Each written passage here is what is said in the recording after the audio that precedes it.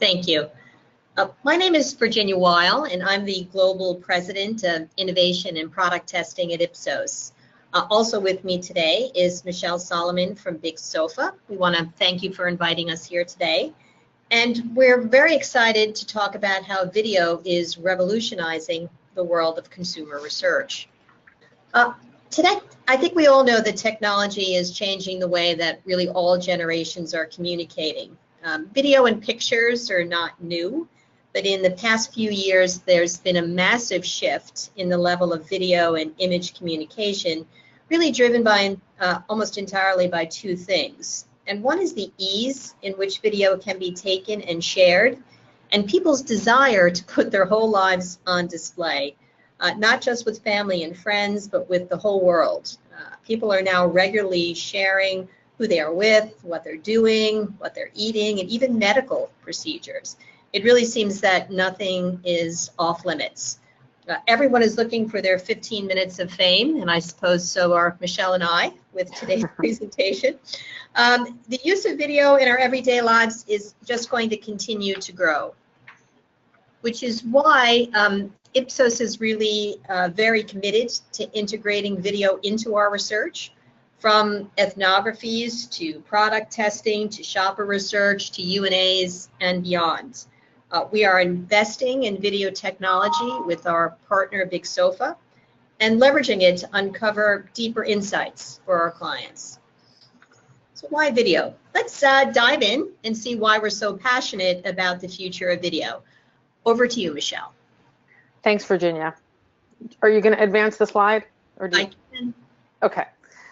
So most people, as has been said a lot this morning already, most people own a smartphone, and we find that in some markets, mobile research is increasingly becoming a more effective methodology. We all know how to take photos and record videos of ourselves and others, and with a few simple instructions on lighting and how to orient the camera, we find that people participating in research are able to provide high quality, in-the-moment video where they tell us and show us about their lives, allowing us to see what matters.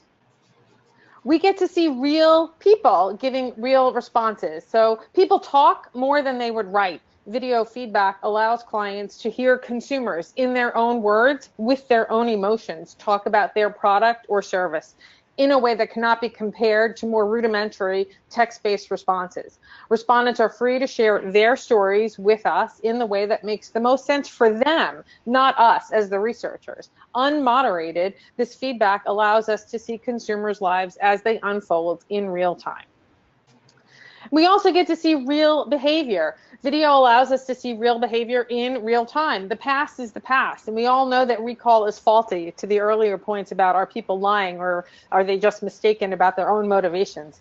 With observational approaches, we can see how many times a particular product is used, how it's used, how long it's used for, and the order in which it's used as part of the overall task being completed. We've done work where survey-based responses were compared with observational approaches, confirming that the survey responses are faulty, again, through no fault of anyone's, particularly the respondents.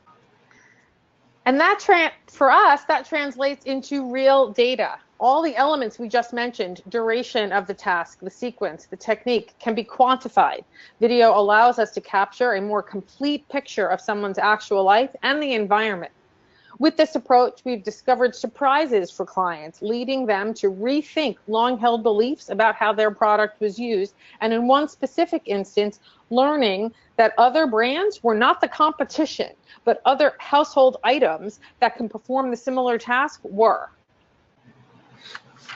Next, we'd like to share how things come together. How do we make meaning in the context of consumer research from all of this video?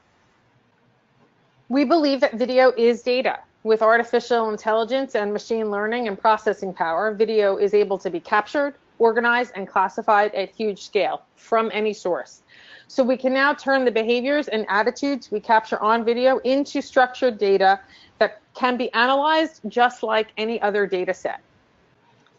What's more, we can combine the data we get from the videos with data captured from other techniques, such as point of sale data, sensors, and location data. That means that we can access a whole new kind of authentic insight on a global scale. The magic behind all that is our Big Sofa platform. We're able to capture the video and make it possible for it to be easily managed. We accept video from any source, any file size, any language, from online surveys, from mobile surveys, from communities, focus groups, and more. Video is transcribed and translated where necessary, making each word searchable. The platform becomes a place to search, share, and explore insights. Incorporating video into our methods and approaches allows us to provide better, more complete answers for our clients. This is what an individual respondent level page looks like on our platform. Our platform is organized by client and project. The content is analyzed in line with the key research objectives while also allowing us to observe and identify new emerging insights. We see video really at Ipsos as low friction, meaning it's easy for participants, it's non-intrusive, and without the typical research barriers that can cause bias, such as interview bias or country bias related to scales and quantitative surveys. We're able to capture authentic behavior and gather more data. On a recent project, we asked respondents to tell us what toothpaste they used via video. And from this, we were able to tell exactly what type of toothpaste, what brand, what size, where it was kept, how they stored it, lid off, lid on, and what their bathrooms looked like. All information that would have been difficult to get in any other way. And because we can actually see what's going on, we can also validate the data at the same time. We'd like to also share 2 case studies with you. The first is a new product innovation. We worked with Ipsos on this. It was an in-home usage test for an oral care project, and we used a mobile diary approach. The client in this case was interested in consumers' reaction to the product, the experience using it, and what improvements might need to be made before it goes to market. Video feedback was received to understand first impressions of the product and the package, the first usage, a specific usage, and then final evaluation and future purchase intent. By using video in the product test, we were able to learn things about the product that we could not have revealed from survey questions.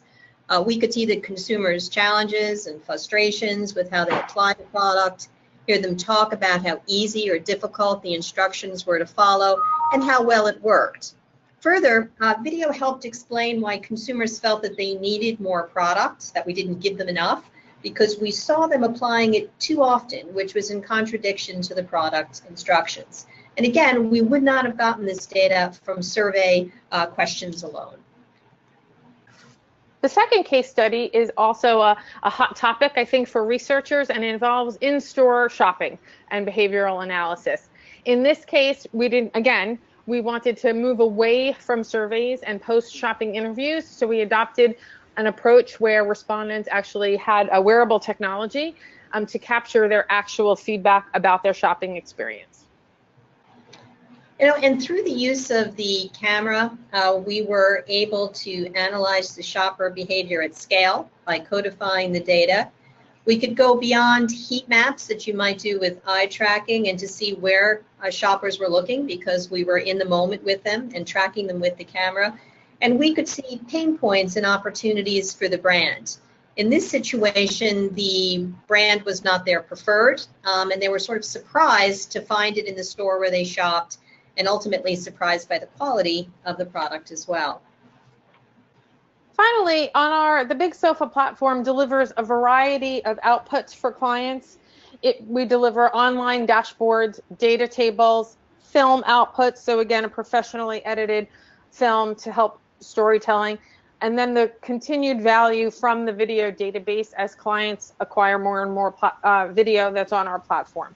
It's clear that the way we gather information and tell stories in the research space needs to evolve. We need to get closer to real. Video, pictures, and text will all continue to play a critical role in the future of research. It's not a nice extra, it's increasingly becoming a must-have. Thank you. Thank you. We'll take any questions you have.